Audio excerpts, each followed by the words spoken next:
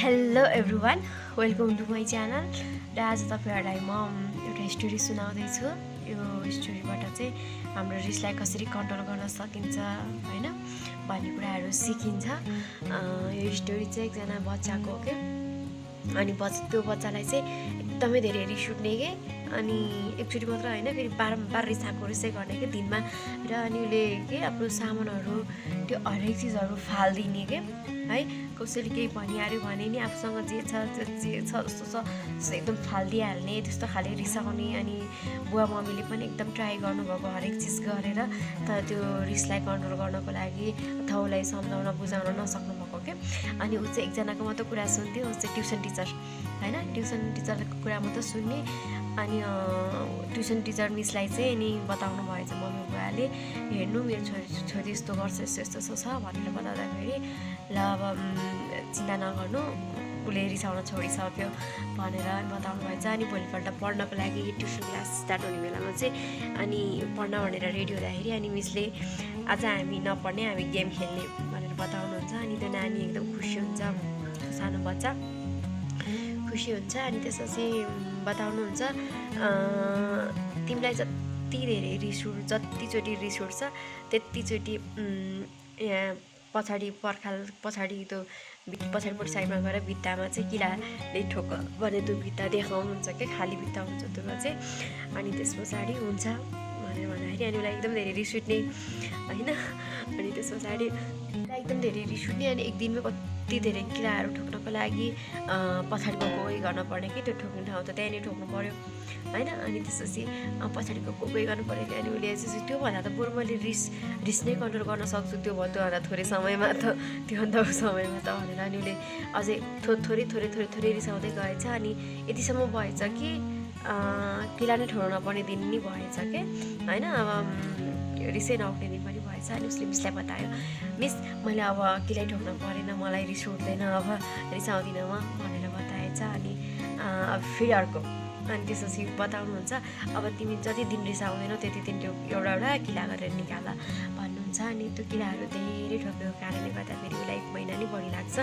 अनि त्यसपछि उसले 1 महिनासम्म निकालिराख्छ। अनि जब जुन दिन कम्प्लिट हुन्छ अनि त्यो दिन फेरि मिसलाई बताउँछ, मिस मेरो त्यो किला निकाली भ्यायो नि, अब म रिसाएको पनि छैन, त्यो कम्प्लिट पनि भयो भनेर देखाउँछ। अनि त्यस पछाडि उसले अनि उसको फेभरेट चक्लेट पाउँछ क्या, मिसले दिनुहुन्छ, तिमी यो गिफ्टको छौ भनेर अनि गिफ्ट दिनुहुन्छ।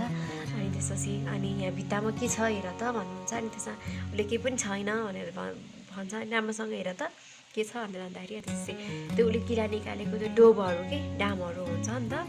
अनि डोबहरू हुन्छ। अनि यस्तै तिमी रिसाउँछौ उ गर्छौ तिम्रो मम्मी बुवासँग, त तिम्रो मम्मी बुवालाई नराम्रो लागेको हुन्छ, त्यसरी नै चोट लागेको हुन्छ, त्यस्तै दाग बसेको हुन्छ, तिमीले जति माफ गरे पनि हुँदैन, त्यो दाग हटाउन सक्दैनौ, गर्न सक्दैनौ भनेर मिसले बताएपछि अनि झसाङ्ग हुन्छ क्या। अनि त्यसपछि अनि मम्मी बुवाको अङ्गल मारेर अनि रेस्ट मारिरहन्छ है। र त्यही भएर हामी बोल्न पायो भन्नेमा प्याचा नबोल्नु भनेर त सुनेको छ नि त। त्यही भएर एकदम धेरै राम्रो कुराहरू बोल्नु, असल कुराहरू बोल्नु र बोल्नुभन्दा अगाडि सोचेर बोलौँ है।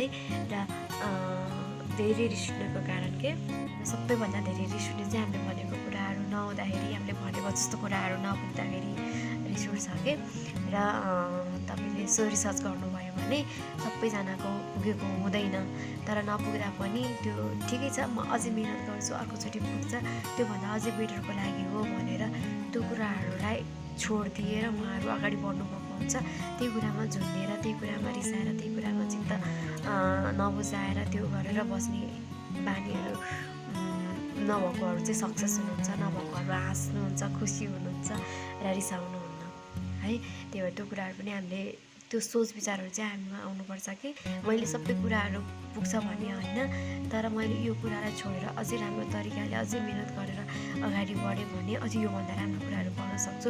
मैले पाउने कुरा सक्ने कुरा पनि मेरो रिस कारणले त्यो पुगेन भनेर रिसाएको कारणले अर्को पाउने कुराधरि गुमाउँछु भन्ने कुराहरू सोच्नुपर्छ क्या। कतिपय समयमा गुमाइरहनु भएको हुन्छ, तपाईँले त्यो कुरालाई छोडेर अगाडि बढ्नु भएको भए कति कुरा पाइसक्नुहुन्थ्यो है। आफै महसुस गर्नु, यसो सोच्नु के होइन, मैले के कुरामा रिसाएछु र के कुरा गर्दा त्यसले गर्दाखेरि रिसले आफैलाई खान्छ कि है। अघि भर्खर त्यो सानो नानीको टिचरले भनेको जस्तै तपाईँले जति सरी मागे पनि त्यो दाग मेटाउन त्यो हटाउन सक्नुहुन्न नि त है। त्यही भएर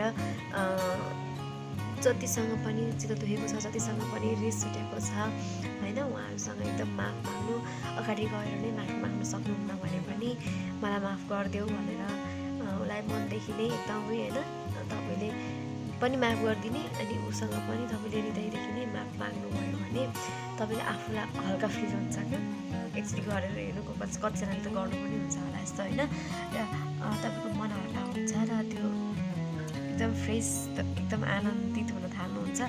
र अनि बिस्तारै बिस्तारै त्यो रिसाउने बानीहरू, अरूलाई त्यो चित्त दुखाउने कामहरू, त्यो अरूलाई प्याच्च बोलिहाल्ने बानीहरू हटाउने कोसिसहरू गर्नु। तपाईँले आफै गर्ने कोसिस त होइन। अहिले मेरो भिडियो हेर्नुभएको छ त्यो दिन चाहिँ त है रिसाउनु हुँदैन, रिसायो भने त अरूलाई चित्त दुख्छ, यस्तो यस्तो यस्तो कुराहरू सोचिन्छ। किनभने हामीले भिडियो हेरिरहेको छौँ नि त, त्यस पछाडि लागु गर्ने त तपाईँले हो। है हेभ अ नाइस डे। र कस्तो लागिरहेको छ मेरो भिडियो कमेन्टहरू गर्नु, सपोर्ट गर्नु। Thank you every one, support me. By by.